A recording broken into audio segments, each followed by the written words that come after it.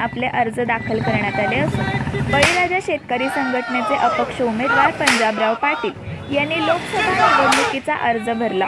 जिल्हा परिषद कार्यालयापासून वाजत गाजत शेकडो कार्यकर्त्यांसह जिल्हाधिकारी कार्यालयापर्यंत शक्ती प्रदर्शन केले।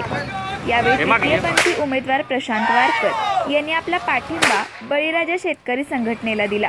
गेल्या 10 वर्षात शेतकऱ्यांच्या हिताची कोणतीही विकास कामे झाली नसल्याची खंत व्यक्त करत उदयनराजे भोसलेंच्या विरोधात उमेदवारी लढवत असल्याचे पंजाबराव पाटील यांनी सांगितले। वंचित बहुजन आघाडीचे उमेदवार सहदेव एवळे यांनी आपल्या मोजक्या कार्यकर्त्यांसह जिल्हाधिकारी कार्यालयात अर्ज भरला। यावेळी वंचित बहुजन आघाडीचे पदाधिकारी उपस्थित होते।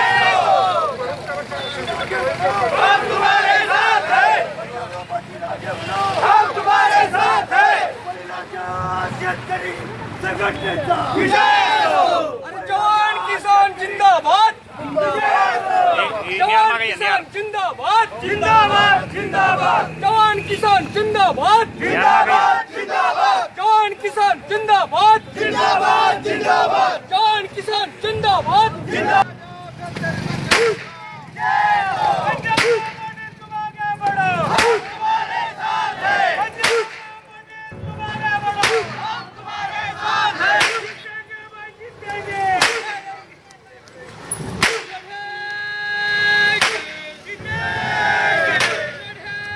उमेदवारी अर्ज भरताय, काय नक्की प्रचाराचा मुद्दा काय असणार तुमचा मेन? खऱ्या अर्थानं सातारा जिल्हा लोकसभेची निवडणूक लढवण्याचं कारण एकमेव एकच आहे की गावगाड्यातला शेतकरी पूर्ण उद्ध्वस्त झालेला आहे, गावातला कामगार उद्ध्वस्त झालेला आहे, गावगाड्यातला तरुण वर्ग उद्ध्वस्त झालेला आहे।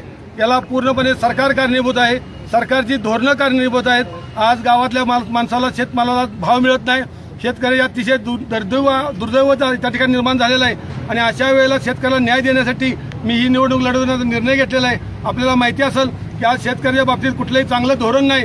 गेल्या मोदी सरकारनं सांगितलं होतं की आम्ही हमी भाव देऊ, आम्ही कर्जमाफी घेऊ, 50 घोषणा त्यांनी त्यावेळेला शेतकऱ्याच्या बाबतीत केल्या, पण एकही घोषणा त्यांनी गेल्या 5 वर्षांमध्ये पाळली नाही। त्यामुळे आम्ही हा निर्णय घेतला की शेतकऱ्याला जर न्याय द्यायचा असेल, शेतकऱ्याला सुखाचं समाधानाचे दिवस पाहिजे असतील तर ही निवडणूक लढवायची आहे। मी आपल्या माध्यमातून शेतकऱ्यांना सांगू इच्छितो की खऱ्या अर्थानं शेतकऱ्यावर खूप मोठा अन्याय सरकारच्या माध्यमातून होतोय, तो जर थांबवायचा असेल तर बळीराजा पाठीशी आपण सगळ्यांनी ताकद लावून माझ्या पाठीशी उभं राहावं। मला आपण सगळ्यांनी न्याय दिला, मला निवडून दिलं तर मी खऱ्या अर्थानं रात्रंदिवस शेतकऱ्यासाठी जिजायला तयार आहे। गेली 10 वर्ष मी शेतकऱ्यासाठी काम केलेलं आहे, परंतु यापुढच्या काळात मरेपर्यंत काम करण्याची माझी इच्छा आहे आणि मी रक्त सांडलं तरी चालेल, परंतु शेतकऱ्याला न्याय दिल्याशिवाय थांबणार नाही अशी भूमिका घेऊन ही निवडणूक लढवित आहे।